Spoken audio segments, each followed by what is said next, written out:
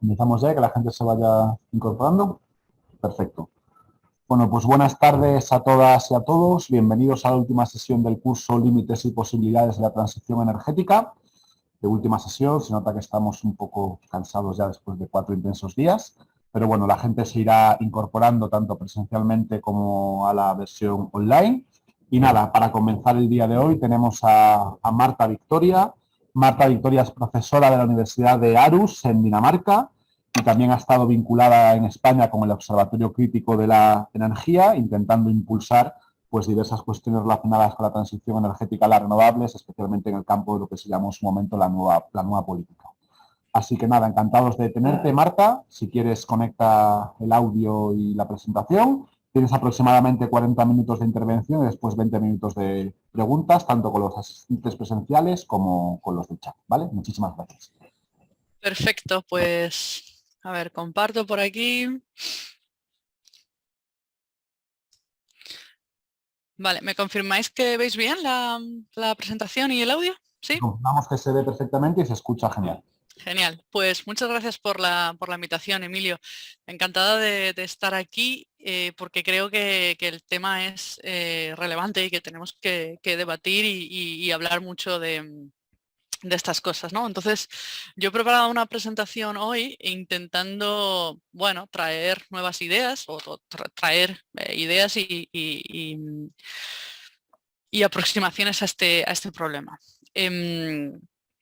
Entonces, la he titulado Podemos tener un futuro sistema energético basado en eólica y fotovoltaica y luego desafíos tecnológicos, ambientales y sociales. Así que comienzo un poco con digamos, la imagen global para intentar justificar por qué esta urgencia de mitigar el cambio climático y cómo podemos hacerlo. Hace ya varias décadas que somos conscientes de que tenemos unos límites al crecimiento, ¿no?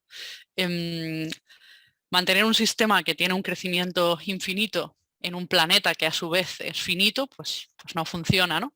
Y como digo, por lo menos desde este libro o este informe que supuso uno de los primeros llamadas de atención sobre los límites del crecimiento, ¿no? El informe que coordinó Donella Meadows y que supuso en cierta forma un pistoletazo de salida a la cumbre de Estocolmo y otra serie de cumbres internacionales, pues ahí ya nos venían a decir que, como decía, que el planeta finito tiene límites y podemos decir que dos límites fundamentales son el primero, que se acaben los recursos que tiene nuestro planeta y el segundo, que acabemos con la capacidad que tiene el planeta de actuar como sumidero.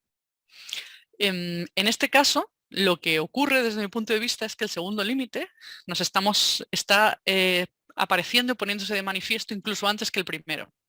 Y me explico. Podría llegar un momento en el que acabemos con todo el petróleo que hay en la Tierra y entonces tengamos que pensar qué vamos a hacer para sustituirlo. Pero es que el límite de la capacidad que tiene la Tierra para actuar como sumidero, o en este caso como sumidero de emisiones de CO2, nos lo estamos encontrando antes.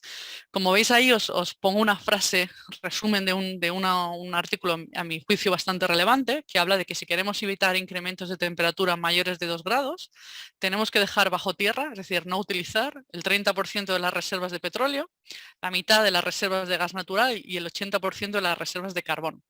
Es decir, es que no podemos permitirnos pensar en qué ocurrirá el día que se acabe el petróleo, porque no podemos quemar todo el petróleo que tenemos, mucho menos todo el gas y todo el carbón. Por eso, desde mi punto de vista, el cambio climático es uno de los problemas más graves a los que tenemos que hacerle frente. Podemos decir también que, digamos, existe una relación lineal, a ver si puedo sacar por aquí el puntero, pero existe una relación lineal entre las emisiones que ponemos de manera acumulada, es decir, el total de las emisiones a la atmósfera y el incremento de temperatura. Esto podemos mejorarlo con una serie de modelos, pero básicamente hay una relación entre las dos. ¿Qué ha ocurrido históricamente? Pues que hemos emitido más de 2.000 gigatoneladas de CO2 y como consecuencia el aumento de la temperatura en relación al periodo preindustrial es ya de alrededor de 1 grado. Si queremos evitar que este aumento suba por encima de 1,5 grados, bueno, pues seguimos usando esta relación lineal, lo que ocurre es que solo podemos permitirnos emitir de manera adicional alrededor de 1000 gigatoneladas. En realidad son como 800. Y esto es lo que se viene a llamar el presupuesto de carbono, o carbon budget en inglés, y lo que nos dice es que tenemos muy poco presupuesto para gastar. Si queremos evitar este aumento de temperatura a 1,5 grados, solo tenemos un límite que podemos emitir. La pregunta ahora es cómo queremos utilizar este límite, ¿no? Podríamos pensar en distintas formas de utilizar el límite, como digo, pero en realidad una forma de pensar en esto es ver qué habría ocurrido si hubiésemos empezado a disminuir nuestras emisiones alrededor del año 2000. Y lo que se muestra en esta figura que os pongo aquí es cómo son las emisiones históricas, ¿no? De toda la humanidad. Mencionaba antes que todo el presupuesto de carbono es de alrededor de 800 gigatoneladas, las emisiones a nivel global están alrededor de 40. Como digo, ¿qué podría haber ocurrido si hubiésemos empezado a reducir las emisiones en el año 2000? Pues podríamos haber seguido esta línea azul y poco a poco, con una tasa de reducción del 3% anual, haber llegado al año 2100 sin superar este presupuesto de carbono. Desafortunadamente no lo hicimos. Entonces, ¿qué podría pasar si empezamos a reducir las emisiones alrededor de ahora mismo, ¿no? Alrededor del año 2020? Bueno, podríamos seguir esta línea negra, que requiere una reducción de emisiones muy notable, alrededor del 10% anual, y llegar también a las emisiones cero en 2100 sin superar este presupuesto. Si no lo hacemos, ¿qué ocurre? Pues que digamos que vamos gastando este presupuesto de carbono y no tendremos más opción, si no tomamos acciones decididas en 10 años, de tener que hacer una reducción tan brutal, tan rápida, que será probablemente imposible o muy difícil de hacer. De manera que es importante que cuando pensemos, desde mi punto de vista, cuando pensemos en el cambio climático, no pensemos en una cosa a solucionar en las próximas décadas, sino que nos demos cuenta de qué estamos haciendo en estas décadas, que hagamos de ahora a 2030, 2035, es fundamental para ver si todavía estamos en una senda que nos permite utilizar un presupuesto compatible con un incremento de temperatura de 1,5 grados o directamente no. Además, me gustaría también reflexionar un poco sobre el hecho de que se han propuesto otras formas de solucionar este conflicto, ¿no? Una de las formas que está ahora muy en boga también a raíz del informe del IPCC de hace un par de semanas es, bueno, si agotamos todo el presupuesto, lo que podríamos hacer será en el futuro tener tecnologías que en lugar de emitir CO2 capturen el CO2. De manera que podemos utilizar el presupuesto el presupuesto de carbono siguiendo una senda azul, como la que se muestra en esta figura de la derecha, o seguir una senda roja de manera que emitamos un poquito más en el corto plazo y luego en el futuro lo compensemos teniendo no solo ya tecnologías que capturen CO2, sino a nivel neto, es decir, contando todas las tecnologías que emiten y capturen, tengamos una captura neta de emisiones de CO2. Como veis, aquí empezamos a ver que empiezan a aparecer un problema de justicia intergeneracional importante. Aquí estamos discutiendo qué hacemos nosotros, los que ahora mismo ocupamos en el planeta en las próximas décadas, entre 2020 y 2040, y qué les dejamos a las generaciones futuras por hacer. Si nos comemos todo el presupuesto e incluso lo superamos, lo que les dejamos a las generaciones futuras pues es la necesidad de capturar CO2 de manera neta para estar dentro de emisiones acumuladas, de este escenario de emisiones acumuladas compatibles con los 2 grados, ¿no?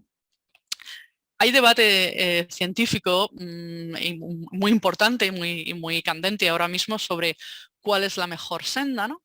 Y hay un debate en el que hay una serie de hipótesis que suelen tener unos impactos, que suelen impactar de manera dramática sobre estos resultados, ¿no?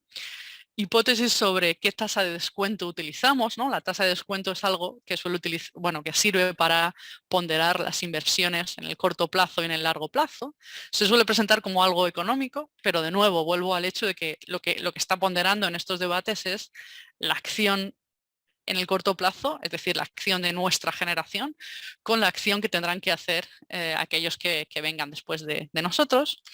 También tiene otra hipótesis importante, es cuál es el precio social o el precio que se le pone a la tonelada o a las emisiones de CO2. Cuando se hacen estos análisis económicos, pues claro, cada tonelada de CO2 va a suponer unos impactos climáticos que a su vez tienen consecuencias económicas, ¿no?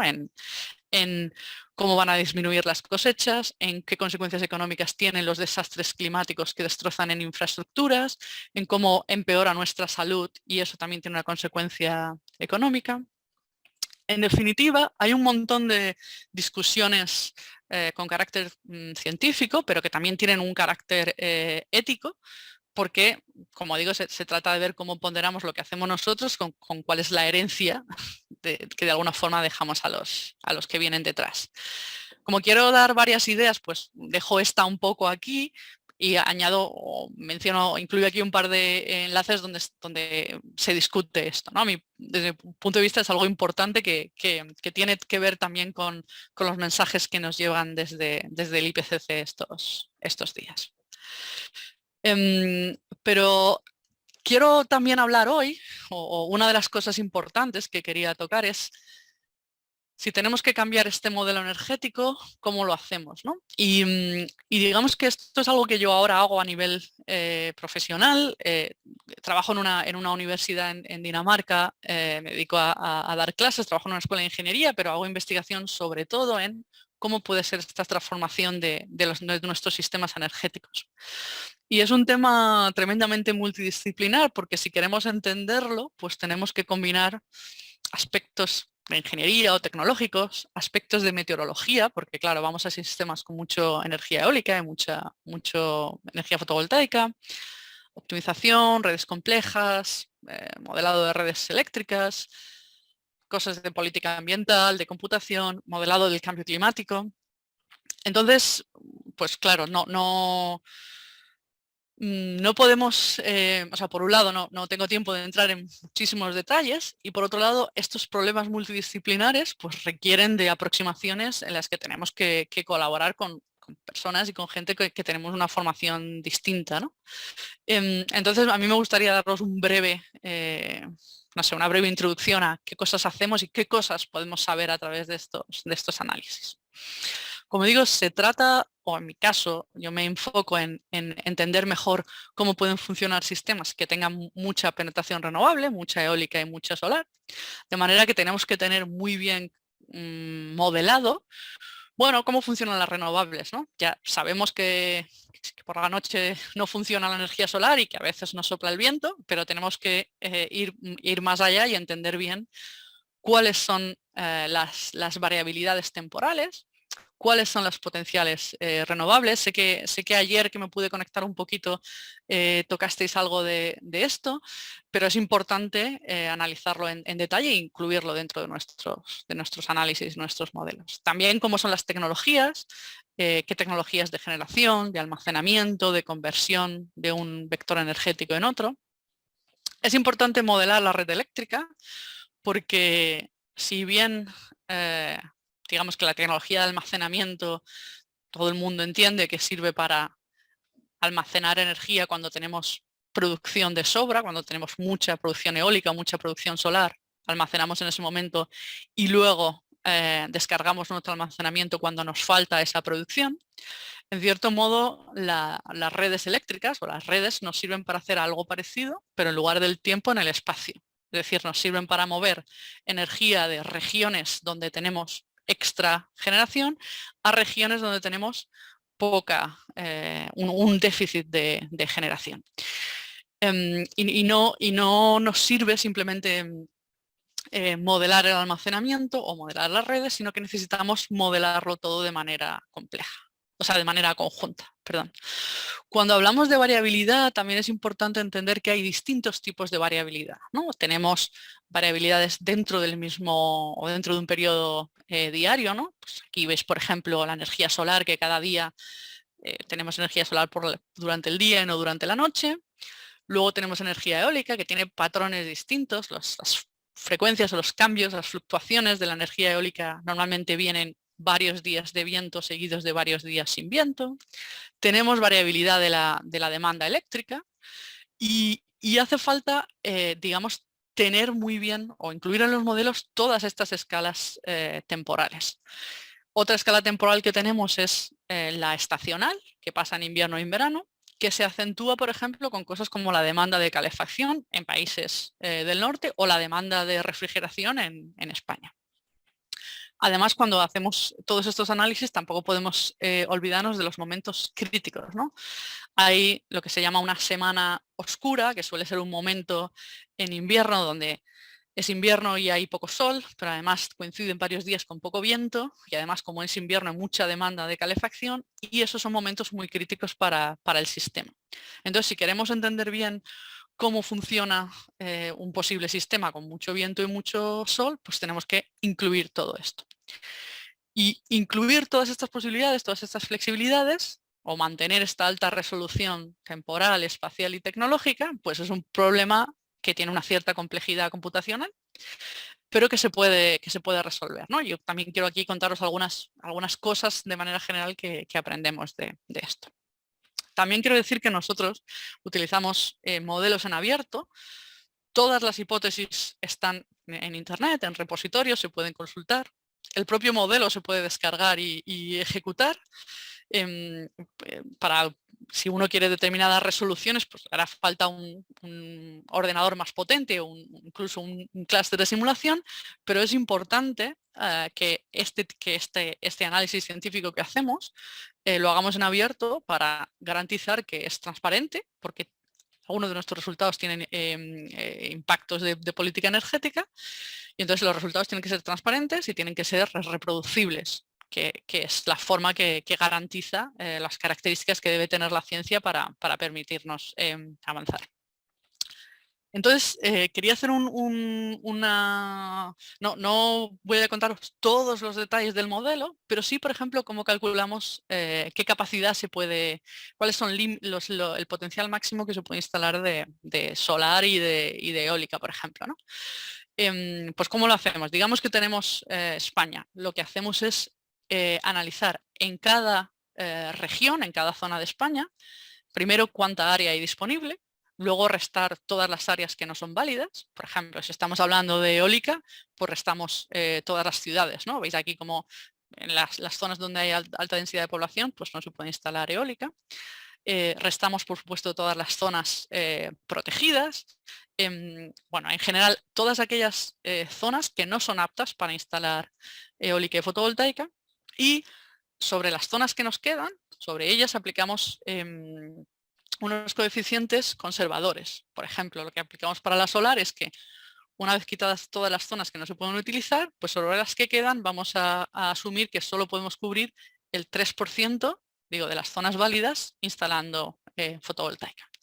Cuando hacemos eso, obtenemos potenciales que son bastante elevados, ¿no? Bueno, y que creo que son sustancialmente superiores a algunos de los que se mencionaron ayer. Y como digo, estos potenciales son uno de los datos que tenemos en nuestra parte del modelo, ¿no? Nuestros modelos de análisis para ver cuáles serían las mejores combinaciones de tecnologías. Hecha esta breve presentación del modelo, me gustaría contaros algún ejemplo. Un artículo que publicamos hace un par de años, ¿no? Estamos intentando analizar cuál es la mejor forma de utilizar el presupuesto de carbono en Europa, es decir, coger el presupuesto de carbono que tenemos global, asumir que una parte le corresponde a Europa y luego decir, si nos fijamos en Europa y si hemos tenido históricamente desde el año 90 esta evolución de emisiones de CO2 asociadas a la electricidad y a la calefacción, digamos que estamos aquí en 2020, ¿qué hacemos? Podemos seguir una senda de descenso que implique reducciones ambiciosas en los próximos años, ¿no? Sería la senda azul. O podemos utilizar un argumento que utiliza alguna gente y que dice, bueno, mejor esperemos un poco, ¿no? Porque la tecnología va a avanzar y dentro de unos años, cuando la tecnología haya avanzado, entonces ya reducimos las emisiones, ¿no? Sería la curva roja. Y en este ejercicio que nos planteamos, las dos curvas, la azul y la roja, las dos tienen las mismas emisiones acumuladas. Desde el punto de vista del cambio climático supondrían el mismo conjunto de emisiones, pero lo que diferencia es cuando actuamos. Cuando hacemos este análisis con el modelo que os presentaba antes, lo primero que aprendemos es que la curva azul, o sea, seguir una senda en la que las emisiones se reducen en el corto plazo, resulta más costo efectivo, resulta más barato seguir una senda en el que en el corto plazo estamos reduciendo emisiones. Si hacemos lo contrario, si seguimos una senda en la que no hacemos nada en el corto plazo, pues esto va a requerir una reducción más dramática después y va a ser más caro. Va a ser más caro por varios motivos, pero uno de los motivos es que lo que se conoce como costes hundidos, lo que se conoce como si no tomamos acción climática ahora, si seguimos instalando, por ejemplo, centrales de gas, después, más adelante, no podremos utilizarlas porque habremos utilizado todo nuestro presupuesto de carbono y eso hace que acabemos con un resultado final más caro. Es decir, retrasar la toma de acciones no es buena desde el punto de vista económico. Aprovecho aquí para decir que en el último, esto no lo he incluido, pero en el último mes, con unos doctorandos y mi grupo de investigación estamos haciendo un esfuerzo muy grande para entender si Europa puede o cómo puede Europa reducir drásticamente el consumo de gas, ¿no? Porque sabéis, sobre todo en los países de Alemania, en Dinamarca, en el norte de Europa, bueno, pues hay un conflicto importante con el hecho de que se esté importando tanto gas. Y lo que es interesante es que lo que vemos es que claramente la senda que permite que nos hace tomar una ambición climática, tomar acciones climáticas en el corto plazo, es totalmente compatible con tener reducciones de gas muy significativas en Europa, mientras que la senda que no toma acción climática en el corto plazo, pues es muy incompatible con reducir el consumo de gas, ¿no? Son cosas relativamente intuitivas cuando uno las piensa, pero es interesante darse cuenta cómo la ambición climática va muy alineada con reducir nuestra dependencia exterior y en particular nuestra dependencia de los combustibles fósiles y cómo ocurre lo contrario si no tenemos ambición climática. Vale, digamos que hemos visto que es costo efectivo, como digo, seguir la senda azul y reducir emisiones en el corto plazo. ¿Cómo hacemos esto? ¿Qué requiere que hagamos la senda azul? Pues para poner esto un poco en perspectiva, incluimos esta figura donde primero vemos en la parte alta como una visión histórica que ha ocurrido en Europa desde el 70 hasta 2020 y tenemos a la izquierda tecnologías convencionales, cómo se han ido instalando las diferentes tecnologías convencionales, ¿no? Pues aquí aparece alrededor de los 80 el desarrollo de la nuclear y luego un poco más tarde la nuclear en rojo y luego un poco más tarde el desarrollo del gas natural al principio de los 2000. Y vemos que al principio de los 2000 también aparecen las tecnologías renovables, ¿no? La eólica en verde oscurito y la solar en verde más claro. Y entonces ahora pintamos, ¿qué tendría que ocurrir si realmente queremos seguir esta senda que os mostraba en la transparencia anterior, ¿no? ¿Qué cantidad de tecnologías tendríamos que instalar? Pues lo que vemos es que casi todo lo nuevo que tenemos que instalar es eólica y fotovoltaica. No aparecen nuevas tecnologías basadas en combustibles fósiles, aparece un poquito para calefacción, pero prácticamente nada para generación de electricidad. Esto es un primer mensaje importante, ¿no? Toda la nueva tecnología que instalemos que utilice combustibles fósiles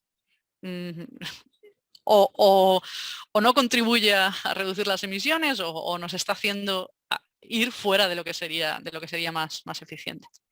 Pero luego hay otro mensaje importante, ¿no? Y es comparar cómo se ven estas áreas de la nueva instalación de fotovoltaica y eólica que necesitamos con qué ha ocurrido en el pasado. Porque aquí se ve que necesitamos instalar, o lo que obtenemos nosotros con estos modelos es que necesitamos instalar a un ritmo 3 veces mayor que el máximo histórico y además mantenerlo durante muchos años. Y claro, uno puede pensar, ¿es esto posible? ¿No? ¿Cómo lo hacemos? ¿No?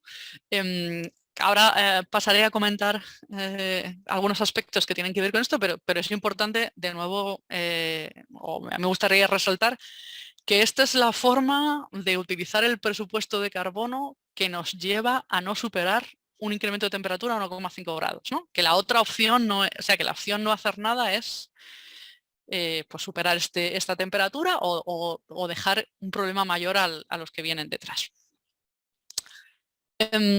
Claro, he hablado de un poco de sistema energético, incluyendo el eléctrico, la calefacción, pero el sector energético no es lo único que emite CO2. Aquí también tenéis un poco una visión de cómo son las emisiones de CO2 en España, de los distintos sectores, ¿no? Vemos la generación eléctrica, pero también vemos sectores como la industria, ¿no? Es interesante ver, por ejemplo, cómo claramente se ve la crisis del 2007, se ve mucho en consumo energético.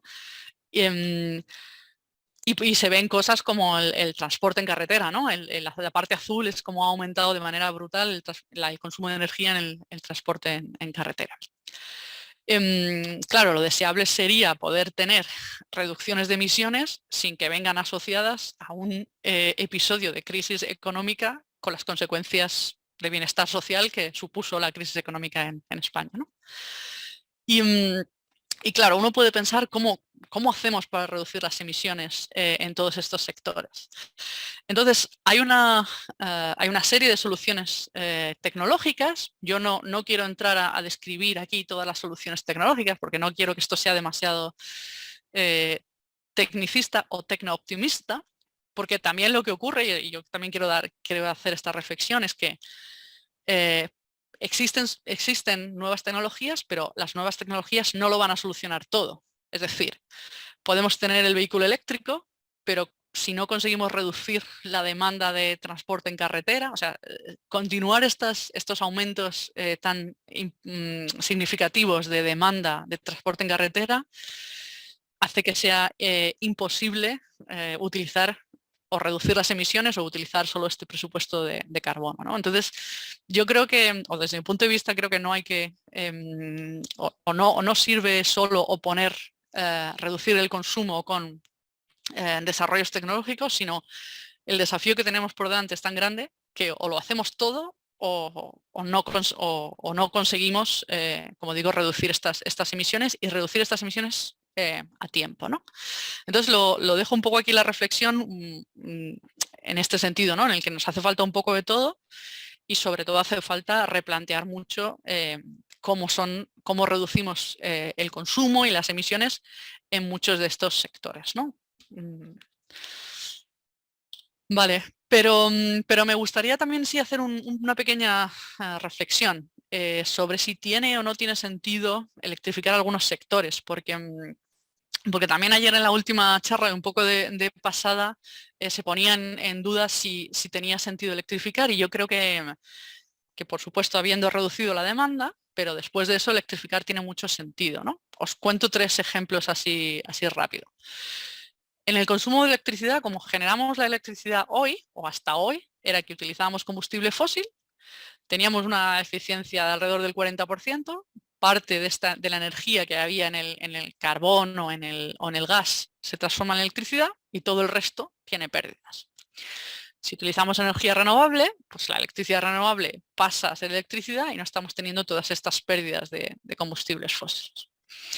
Si pensamos en algo parecido en qué supondría electrificar la calefacción, hoy en día empezamos con combustibles fósiles, con el gas que quemamos en nuestro calentador de casa, producimos calor y tenemos una serie de pérdidas, no muy importantes en este caso. ¿Pero qué podemos hacer si utilizamos electricidad? Pues empezamos con electricidad renovable, de manera que ya no hemos tenido pérdidas. Utilizamos una tecnología como la bomba de calor o la aerotermia, eso es lo mismo, ¿no? Estamos, además de utilizar la electricidad renovable, cogiendo parte del calor de la atmósfera, parte del calor que hay en el ambiente, produciendo este calor con un poco de pérdidas, pero en este caso estamos transformando la electricidad renovable con una eficiencia de casi del 300%, ¿no? Porque digamos que la electricidad es una forma de energía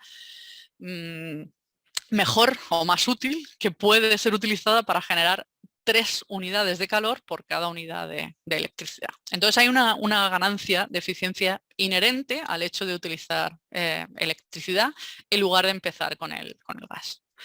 Con el transporte pasa algo parecido. Con el motor de combustión interna, los coches que utilizamos hoy, si utilizamos combustibles fósiles, la mayoría se nos va en pérdidas y un tercio en propulsión. Si utilizamos electricidad renovable y el vehículo eléctrico, casi todo se nos va a propulsión. No quiero, digamos que al estar contando las cosas tan rápidas parezca que estoy diciendo que ninguna de estas cosas tiene consecuencias, ¿no? Por supuesto, desarrollar de manera notable las bombas de calor o el vehículo eléctrico tiene una serie de impactos. Lo que quiero decir es que hay una ganancia intrínseca y fundamental que viene con la electrificación que no podemos obviar o que creo que no tenemos que obviar. Vale, y ahora me gustaría centrarme un poco en este último rato en cuáles son los desafíos tecnológicos, ambientales y sociales de cosas como las que he contado, ¿no? De desarrollar tecnologías o instalar renovables, eólica y solar, a una escala mucho mayor de lo que se ha hecho hasta en el pasado, para generar con ellas la electricidad que hoy generamos con combustibles fósiles, más la electricidad que nos permita, vuelvo un poco aquí, reducir las emisiones en la calefacción y reducir las emisiones en el transporte. Y si me permitís una reflexión un poco hacia atrás, lo que hemos dicho sería la electricidad el consumo de electricidad, o sea, la parte roja. Hemos dicho también el transporte, la parte azul. Y hemos dicho la calefacción, que en España no es mucho o es menor que en otros países, sería la parte naranja. Pero nos siguen quedando otros componentes, ¿no? Nos queda todo lo gris, que es la industria, que es lo que se conoce como un sector difícil de descarbonizar, para el que también existen una serie de soluciones tecnológicas, pero para las que, de nuevo, si no hay un cambio de comportamiento o de patrones de consumo que nos permitan reducir mucho el consumo de materiales, pues esto no lo vamos a conseguir, ¿no? Nos quedan aspectos como el transporte marítimo internacional y la aviación. El transporte marítimo internacional tiene mucho que ver con los patrones de consumo que tenemos hoy en día, ¿no? Con estar consumiendo alimentos producidos en la otra punta del mundo o ese tipo de cosas. Y nos queda también la agricultura, ¿no? Que es la parte verde, que tiene mucho que ver con, pues eso, con cómo nos alimentamos, cómo producimos nuestros alimentos. Entonces, de nuevo, en todos estos sectores hay posibilidades tecnológicas, en todos estos sectores es necesario replantear cuáles son nuestros patrones de consumo. Vale, y decía que al final había incluido aquí algunas transparencias sobre desafíos tecnológicos, ambientales y sociales. Empiezo con un mensaje que a mí me parece también muy importante. El cambio climático es un problema distributivo. A mí este gráfico del informe de Oxfam me gusta mucho, me parece muy ilustrativo, ¿no? El 10% de la población más rica genera el 50% de las emisiones, mientras que el 50% más pobre genera el 10% de las emisiones. Esto, a grosso modo, es verdad si miramos a la población más rica y más pobre a nivel global, pero también es verdad si miramos a los percentiles con mayor renta y menor renta dentro de España, ¿no? Entonces, los problemas distributivos requieren soluciones políticas y requieren soluciones comunes, comunes entre los distintos países y comunes entre los distintos ciudadanos de un país, ¿no? Las cosas, desde mi punto de vista, las cosas que tienen este cariz distributivo no se pueden solucionar solo con tecnología, y siempre es importante tener en cuenta que las medidas del cambio climático pueden tener un efecto regresivo, ¿no? Y eso es fundamental teniendo en cuenta. Otra idea es que ayer creo que alguien hacía la pregunta de dónde se podía decrecer, ¿no? Y yo, claro, ese es el kit de la cuestión, yo no tengo la solución, pero sí quería traer aquí dos ideas. A mi juicio hay dos sectores que consiguen la cuadratura del círculo, que consiguen que decrezcamos en consumo de energía y materiales y crezcamos en bienestar. Uno es la rehabilitación energética de edificios. Si tenemos gente que trabaja en hacer nuestros edificios mejores desde el punto de vista eficiente, consumirá menos energía. y esas personas que antes trabajaban en el sector de la construcción, que no necesitamos más casas en España, pues puede haber un nicho de empleo que reduzca, como digo, a la larga el consumo de energía y materiales. Otro es todo lo que tiene que ver con la economía de cuidados, ¿no? La dependencia, el cuidado de mayores, el cuidado de niños, son actividades que nos hacen más felices como ciudadanos y como sociedad, y que en general son actividades que tienen muy poquito consumo de energético y de materiales, ¿no? Entonces, yo igual no tengo todas las soluciones, pero sí que creo que hay cosas que se pueden pensar. Desde el punto de vista de desafíos tecnológicos, sí me gustaría comentar un poco o reflexionar un poco sobre ideas que tienen que ver con ¿podemos instalar desde el punto de vista tecnológico toda esta nueva generación eólica y solar o fotovoltaica que necesitamos, ¿no? Yo creo que hay que reflexionar, o sea, es importante cuando hablamos de estas cosas utilizar información actualizada, simplemente porque la tecnología está cambiando de manera rapidísima, ¿no?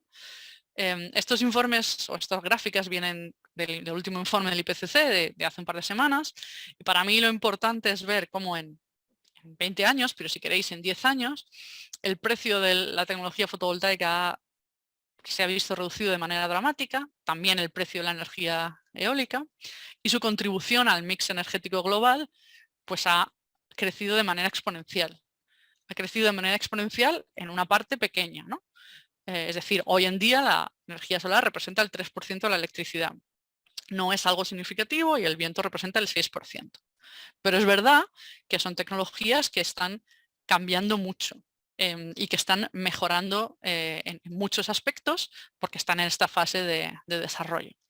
Y es importante que no utilicemos los datos de hace 15 años porque no representan la realidad de hoy en día, ¿no? El tiempo de retorno energético, creo que también lo tratasteis ayer, de la tecnología solar, de la tecnología fotovoltaica.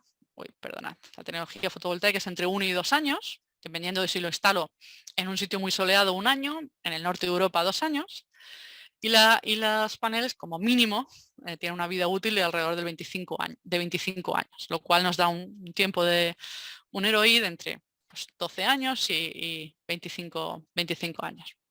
Y de nuevo, si uno mira al histórico de cuánto era el tiempo de retorno energético hace 15 años, pues ha cambiado mucho, porque este descenso del Energy Payback Time tiene que ver con estos desarrollos rápidos que ha experimentado la tecnología en los últimos 15 años, ¿no? Le pasa algo parecido al consumo de materiales, ¿no? A menudo se menciona que los paneles de silicio utilizan plata y que consumen una cantidad de plata que es inasumible.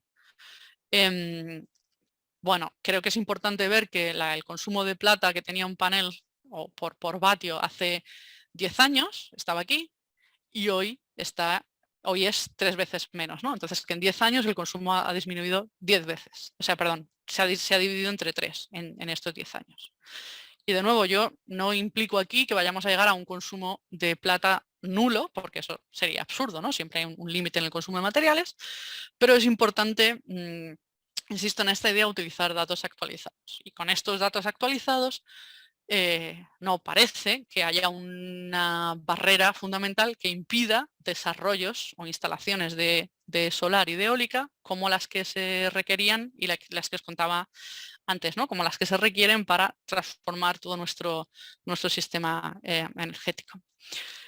También me permitís que haga aquí un poco de, no sé, por lo menos que os cuente mi opinión, porque ayer también salió en el debate y encantada de debatirlo con vosotros.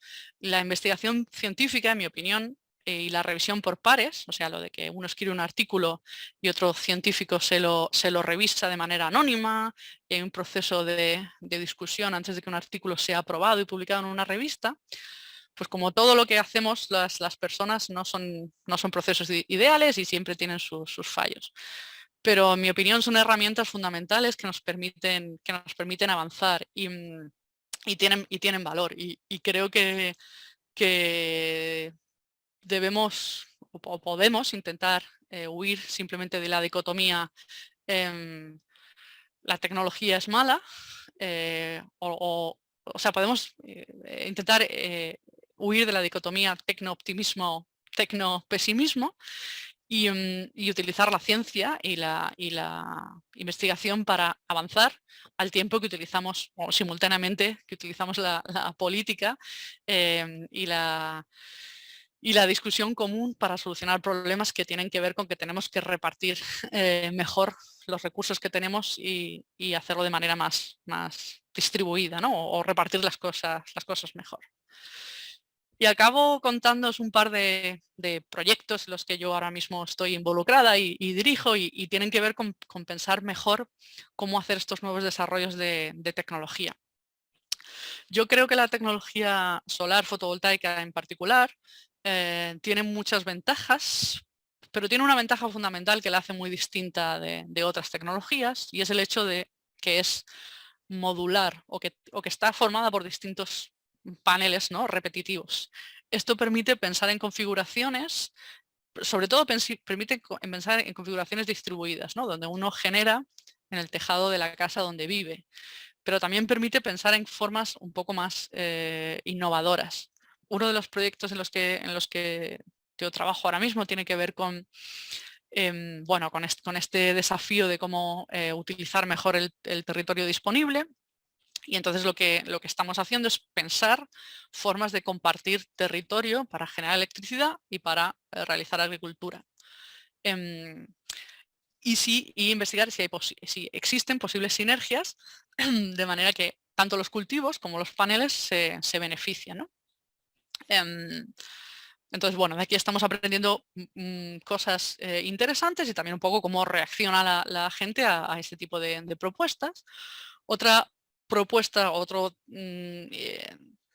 hilo de desarrollo que a mi juicio es muy importante es: si los paneles fotovoltaicos han alcanzado precios muy competitivos, en lugar de utilizar terreno útil o terreno que se podría utilizar para otras cosas o terreno más natural, hagamos doble uso de las infraestructuras, ¿no? Terreno que ya tenemos artificializado, por ejemplo, los canales de riego, cubrámoslos con paneles fotovoltaicos, de manera que se obtiene una serie de beneficios, por ejemplo, reducir la evaporación de agua de estos canales. Es decir, si tenemos el desafío por delante de tener que instalar mucha generación fotovoltaica y eólica, pensemos cómo lo hacemos de manera que sea más, no sé, más compatible o más aceptable. Un segundo proyecto que a mí me gusta mucho, porque va mucho de generar comunidad dentro de la universidad, tiene que ver con el hecho que aquí estamos montando en la universidad una instalación fotovoltaica que está cofinanciada y es copropiedad de los alumnos y los profesores, de todo aquel que trabaja en el edificio. Y utilizando esta instalación como excusa, pues estamos generando una comunidad energética en la que nos juntamos y debatimos cosas que nos preocupan y que tienen que ver con la transición energética. Esto lo posibilita, o creo que lo hace más fácil, el hecho de que las instalaciones, como digo, fotovoltaicas se puedan poner en tejado, sean modulares. Entonces mi reflexión aquí también es un poco, bueno, el desarrollo de las nuevas tecnologías renovables está ocurriendo y bueno, y creo que es importante pensar en cómo podemos utilizar esto para, bueno, pues para generar comunidad y para ver cómo podemos participar de este desarrollo, ¿no?, como ciudadanos. Entonces, creo que esto también intenta, o estos para mí son dos ejemplos de cómo yo veo las cosas, y es: los problemas son complejos y a veces no tienen respuestas blancas o negras, pero es bueno las respuestas matizadas y las respuestas donde la ciudadanía participa de los proyectos, o donde pensamos cómo hacer, cómo lidiar con conflictos del territorio de las nuevas renovables, pues yo los considero interesantes. Y no me quiero extender mucho más de tiempo porque quiero que haya tiempo para preguntas y debate, así que lo dejo aquí, si os parece bien, y encantada de hablar de lo que os apetezca. Genial, Marta, pues muchísimas gracias.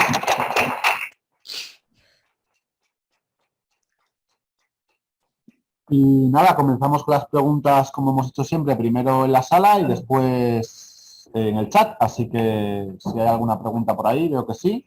Va a ser Desplaza Jaime con el portátil. Llevo aquí de DJ para que nos acople. Había por ahí. Bueno, aquí mismo, vale.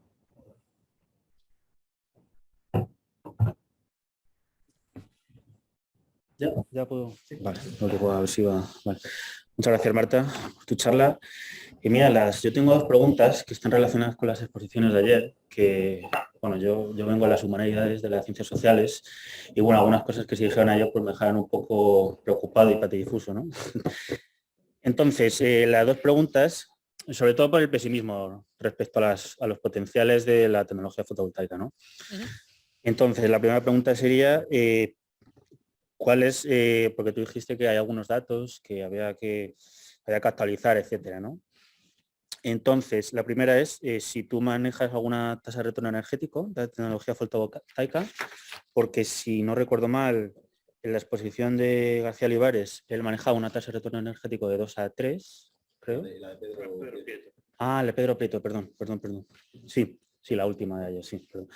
Y la segunda está relacionada también con datos, ¿no? Que los potenciales que estimas en tus trabajos. No sé si solo manejas los de la fotovoltaica o también de las renovables en general. Lo digo porque Carlos de Castro decía que los potenciales se situaban, no sé si era 1.200 petajulios por año, que era aproximadamente un tercio de la energía de la que hoy disponemos. Entonces, no sé si tú manejas otro tipo de cifras o si nos puedes decir algo al respecto. Muchas gracias. Gracias por la pregunta. Pues digamos o sea, la respuesta corta es que sí. Los potenciales que nosotros consideramos son sustancialmente, o que nosotros calculamos son sustancialmente superiores a los que se mencionaron ayer.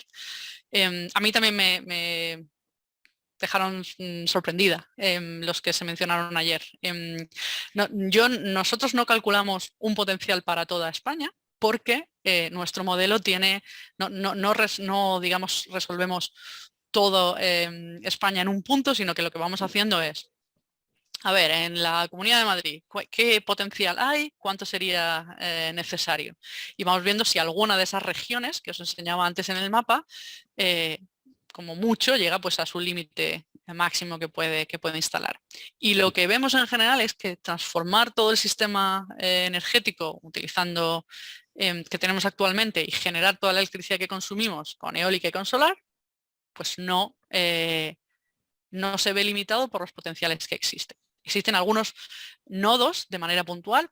Un ejemplo muy claro es el nodo de Madrid, ¿no? Madrid es una región o es una zona pequeña, es un sumidero energético, pues requerirá importar energía eólica solar de los alrededores, pero en general y a nivel de toda España o a nivel de toda Europa, el potencial eólico y solar no es un problema, ¿no? Empezando con los tejados que tenemos y siguiendo, como digo, con esta hipótesis que hacemos nosotros, ¿no? De cada zona, cuál es el terreno disponible, asumamos que no vamos a instalar nunca en zonas protegidas, en zonas que no sean válidas, y luego sobre lo que nos queda, hagamos unas hipótesis conservadoras de utilizar el 3% del área disponible. Y con eso el problema es resoluble, o sea, se puede generar tanta electricidad o tanta energía como se consume hoy en día, ¿no? Eso es mi evaluación. Muchas gracias. ¿Otras preguntas por ahí? Vale. Hay un par de palabras más aquí en la sala.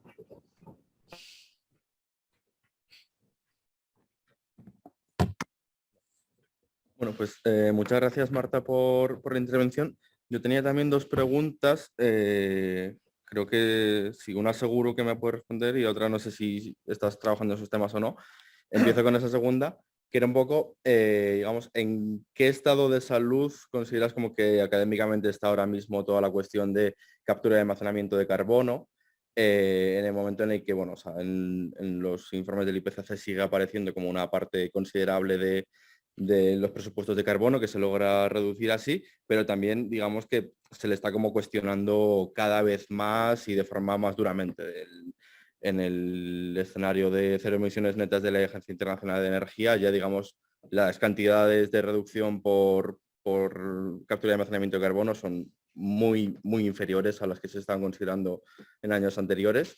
Y si un poco, si estás viendo como alguna tendencia a que se empieza a dar menos confianza a este tema o no, digamos, en el mundo de investigación.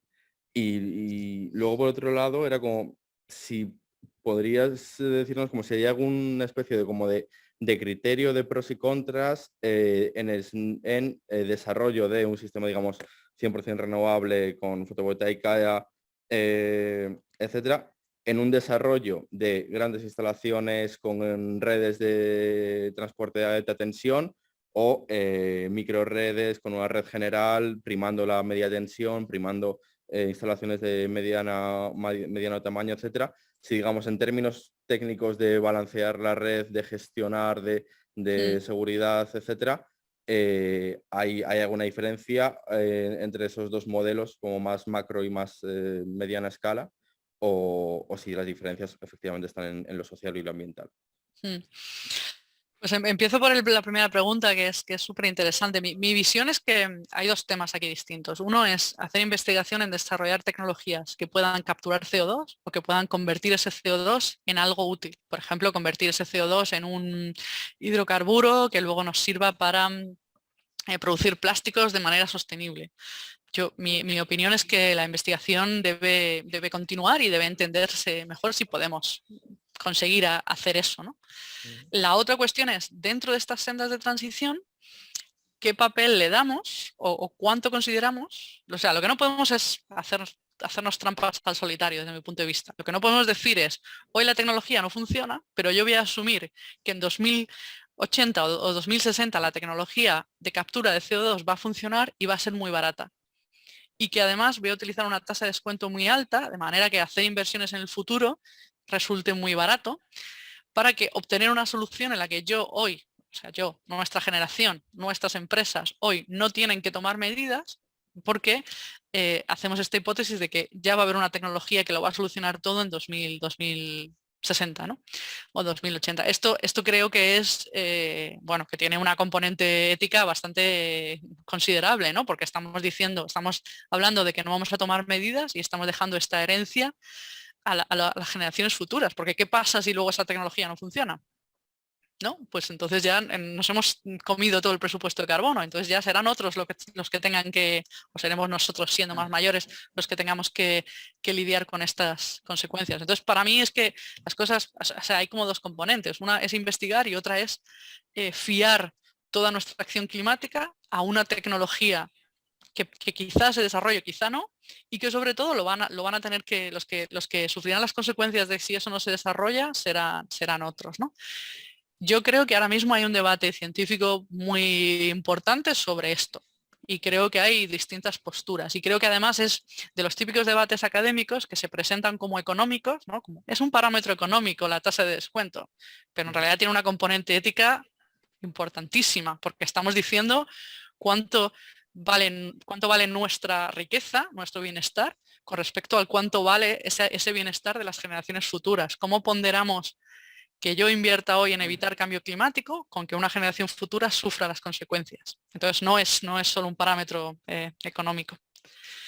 Y me he enrollado tanto que se me ha olvidado tu segunda pregunta. A ver, ¿me recuerdas? Entre, digamos, desarrollo renovable 100% con grandes instalaciones, líneas de alta tensión o... Sí. O sea, en general, claro, las grandes plantas son más baratas, ¿no? Por economía de escala. Pero creo que también no todas las decisiones como sociedad tienen que ser en base al coste. En general sí que vemos que son más baratas y que permiten verter más energía a la red, tener que distribuir menos reforzar menos la red de transmisión. Entonces hay una competición clara. Creo que la generación distribuida también tiene una cierta ventaja, ¿no? Ahorras un poco de transmisión, pero creo que podemos decidir, oye, pues queremos generación distribuida porque nos da otra serie de beneficios como sociedad. Si lo tengo que resumir, diría que las plantas grandes son más baratas, pero no muchísimo más baratas, ¿no? O sea, podemos tener esa discusión y merece la pena que la tengamos desde mi punto de vista. Perfecto, pues otra pregunta más en la sala y creo que luego, bueno, un par más y luego pasemos al chat. Vamos a intentar ser un poquito sintéticos porque tenemos que ir acabando en 10 minutillos así y todavía quedan preguntas en el chat también.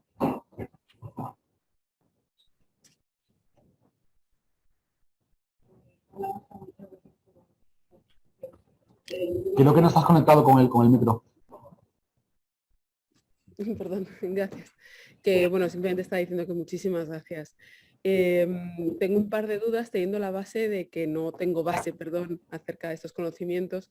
Una de ellas va vinculada con la exposición de ayer de Pedro, que comentaba acerca de las redes, que le hacían la pregunta, y comentaba, digamos, como que mostraba que no estaba muy en favor de esas macro redes, digamos, de paneles eólicos, bueno, solares y eólicos, ¿no? Entonces, mi pregunta es, iba relacionado con la eficiencia energética de los edificios, de las ciudades, si no sería mejor que, digamos, para evitar dependencia y sobre todo para que otros paguen evitar que otros paguen el pato de ese gran consumo en ciudades, si a lo mejor nos tendríamos que reeducar y, digamos, generar un sistema de autoconsumo, digamos, de una autorred que evite el que, digamos, los campos estén llenos de paneles solares cuando quienes lo disfrutan son las ciudades. A lo mejor tendríamos que hacer esa eficiencia en los hogares como en otros cambios de hábitos de consumo. Y en relación a eso también va el tema de, cuando tú has dicho los paneles, aprovechando los ríos, me ha sorprendido porque, digamos, hay compañeros que siempre me han comentado que hay una vegetación o biodiversidad de ribera, y digo, no sé si con eso se está acabando con ella, porque al fin y al cabo también es un ecosistema, ¿no? Y también en relación a lo que tú comentabas del cuidado de los mayores, pues me ha llamado la atención porque no sé qué está relacionado con el ahorro energético, teniendo además sobre todo en cuenta que casi no está visibilizado por la sociedad, o sea, y entre ellos económicamente. Y ya para terminar, hablando también un poco de la obsolescencia que comentaba también Pedro, pues que me parece que es un tema muy importante a tocar, porque claro, si cuesta mucho la producción y ya no solamente cuesta mucho, sino que encima requiere muchos materiales y a los 10 años no sirve de nada, eso no es un tema que se debería trabajar. Y perdón, que se me ha olvidado otra vez, es acerca del tema de la electricidad. Yo tengo un cacao porque yo siempre pensaba que la energía eléctrica no era verde. Y aquí se trata, si no me equivoco, como la energía eléctrica como algo verde, cuando creo que la electricidad en sí es un canal, ¿no? O sea, se puede generar electricidad por muchos materiales, ¿no? Entonces, pues un poquito buscar luz, pero teniendo en cuenta eso, que no tengo ninguna base. Perdón. Te respondo de manera súper sintética. Grandes instalaciones de solar y eólica. Desde mi punto de vista hay que ordenar las prioridades y primero primero hay que llenar todos los paneles solares.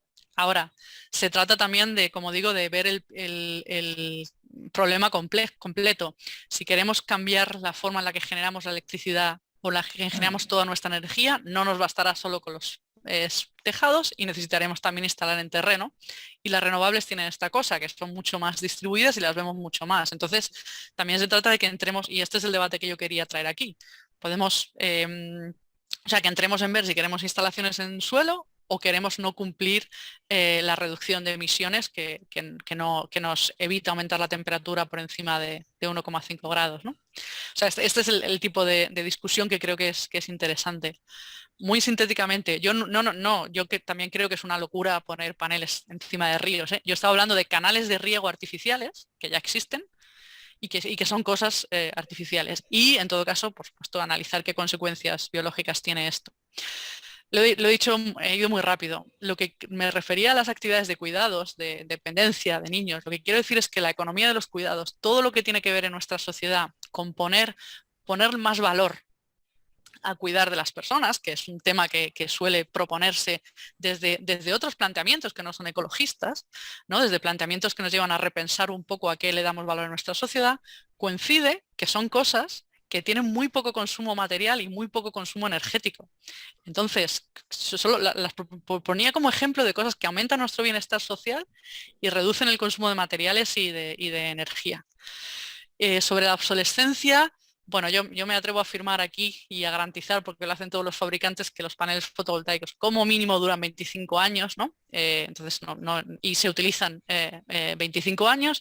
En cualquier caso, pues sí, hay que evitar las cosas que tienen una obsolescencia temprana y pensar en el reciclaje y en economía circular y en cadenas de suministro razonables. Pero no es cierto que un panel se rompa a los 10 años, eso no es verdad. Y luego lo entiendes muy bien, ¿eh? La electricidad es un vector y es solo que hablamos muy rápido. Entonces la electricidad es un vector que se puede generar con eólica, con fotovoltaica, y eso es verde. Y luego si la genera la electricidad con carbón, pues entonces será una electricidad no verde, ¿no?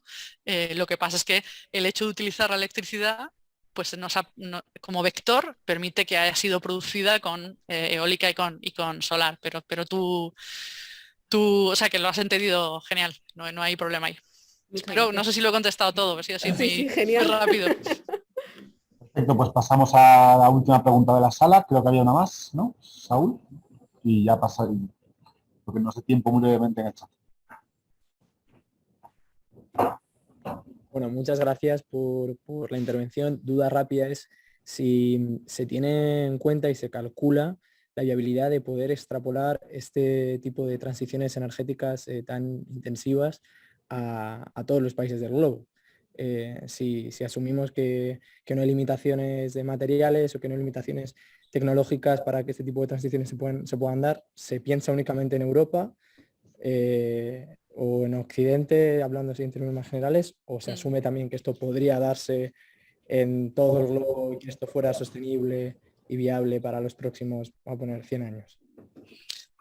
Gracias por la pregunta. Y sí, eso también, o sea, hablamos muy rápido muchas veces. Yo me centro mucho en entender Europa, pero, por ejemplo, a nivel solar o a nivel fotovoltaico, sí que cuando hacemos estos análisis de esto se podría replicar, podemos tener fotovoltaica para generar la electricidad que consume la humanidad. De nuevo, o sea, no quiero decir que sea fácil, claro que hay desafíos, pero una cosa es que exista un desafío y otra cosa es que haya un límite material. Y la fotovoltaica utiliza silicio, que es el segundo material más abundante de la Tierra, y no hay, o sea, en muchos casos no hay tal impedimento fundamental.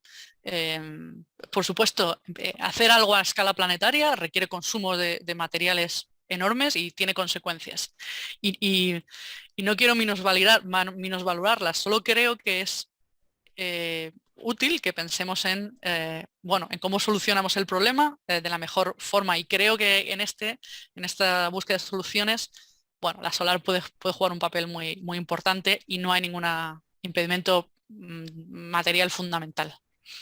Hay alguna de las referencias puestas mis transparencias que hablan un poco de esto.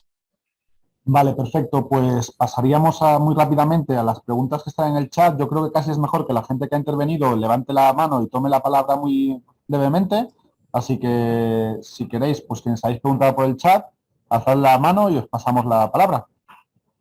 Si queréis, vale. No veo que... a ver. Vamos. Vale, José. José Brox. No tienes cámara, vale, pues si quieres las leemos directamente del chat así muy rápidamente. Sí, o sea, si quieres las leo, ¿no? Decías, José, que un español con renta media está dentro del 10% más rico del planeta. Probablemente sí, pero yo tampoco traigo aquí a decir que entonces los españoles solo somos culpables, porque si miramos dentro de España, pues los españoles que tienen más dinero dentro de España también tienen un impacto climático mucho mayor que los que tienen menos renta, ¿no? Entonces lo traía aquí como reflexión de hay un problema de distribución importante. Y luego me preguntas también por el Energy Payback Time, incluye también el minado de materiales y su transporte hasta aquí. Generalmente sí, ¿no? Bueno, los números que yo os pongo en las transparencias sí, son cálculos de como lo que se llama, ¿no? De la cuna a la tumba, son un poco así tétrico, pero quiere decir desde la energía en extraer el material hasta el final del reciclado o como el... Sí, el final de la vida del elemento, ¿no? Y alguien hablaba, sí, ¿no? Si incluye las etapas de reciclaje y tratamiento de residuos. Claro, y alguien comentaba también de la TR extendida, ¿no? Creo que esto está un poco relacionado. Claro, el problema de la de calcular la TR extendida es que tienes que saber cuáles son las componentes del resto del sistema y digamos que yo los números que os daba de TR aquí, que eran de alrededor de entre 12 y 25, ¿no? 12 para un sitio poco soleado, 25 para un sitio soleado, solo tienen que ver con el panel, ¿no? Con la energía que genera el panel. Si luego utilizamos un poco de batería, pues eso tiene su cierta componente, ¿no? Pero fijaos que estamos hablando de un 12 de tasa de retorno energética y con ese 12 pues hay que pagar energéticamente el panel y las cosas que le dan, que sirven para balancear su variabilidad, ¿no? Pero de nuevo, cuando uno modela almacenamiento y transmisión, pues ve que el sistema funciona sin tantas cosas extra, ¿no? O que desde el punto de vista global del sistema se obtienen TREs positivas y grandes, ¿no? Vale, y no sé si hay una pregunta de Natalia, si quieres tomar la palabra, Natalia, ya como esto cerramos. Hola, muy buenas, muchas gracias, Marta. Una preguntita, quería retomar un momentito esta discusión que has abierto un poco entre las grandes instalaciones fotovoltaicas en suelo versus no cumplir el incremento de los 2 grados de temperatura, que sí que creo que es un debate pues muy interesante que había que abrir, como tú dices, y si no crees que plantear esta dicotomía es un poco, pues un poco populista o para que gane siempre el business as usual y que a lo mejor las grandes instalaciones en suelo pueden ser, el modelo podría ser desacoplar el sistema de bienestar, el bienestar-consumo, un modelo decrecentista, y si estas grandes instalaciones, la pérdida de biodiversidad como sumideros de carbono, no van a contribuir a este aumento de temperatura. Entonces, para mí, ese no sería el debate, pero sí me gustaría ver cuál es tu postura, ya que la has planteado. Gracias. Sí, te agradezco la pregunta porque de nuevo es que a veces vamos tan rápido que parece que estamos diciendo A o B. Mi mensaje es que los debates son complejos y no es A o B. Tenemos este problema por delante y tenemos que ver qué piezas del puzzle elegimos. Yo no estoy diciendo que sea o plantas en suelo o no cumplimos el desafío de los 2 grados. Lo que estoy diciendo es que me parece un poco reduccionista simplemente decir plantas en suelo sí o no. Porque claro, entonces mejor no. Pero redes de transmisión sí o no, mejor no. Y otros dirán, pero reducir el consumo sí o no. Ah, mejor no, yo no quiero reducir el consumo. Yo lo que digo es que si no hacemos nada de esto, entonces sí que no conseguimos la reducción de emisiones que nos permita llegar a los 2 grados. O déjame que lo plantee de otra forma. Yo creo que la reducción de emisiones que necesitamos hacer es tan grande que lo necesitamos todo. O sea, que necesitamos decrecer mucho en consumo de energía, pero también necesitamos la parte de energía que queramos seguir consumiendo, ¿no? La parte de la sociedad que consideramos que es necesario mantener y la que tiene que ver con, no sé, lo que consideramos mínimo para ser una sociedad, esa la tenemos que, no la podemos alimentar con combustibles fósiles, ¿no? Entonces, yo lo que hago es una invitación a no reducir debates así, ¿no? Sino a debatir un poco de manera general, porque si no, no sé, creo que si hacemos solamente el zoom en una tecnología concreta, probablemente le encontremos muchas pegas. Pero si tachamos todas las tecnologías y tachamos además reducir nuestro consumo, pues entonces está claro que a lo que vamos es, como digo, a dejarle a generaciones futuras un incremento de temperatura y unas emisiones en la atmósfera que son inasumibles. No sé si ahora lo he presentado un poco mejor. Yo mi resumen es que sería bueno huir de debates reduccionistas e intentar, no sé, ver cómo el desafío de manera así más general. Por lo menos es mi aproximación a esto. Sí, muchas gracias, totalmente de acuerdo. Y muchísimas gracias, tenemos que cortar ya para dar paso a la siguiente ponencia. Marta, muchísimas gracias por tu intervención.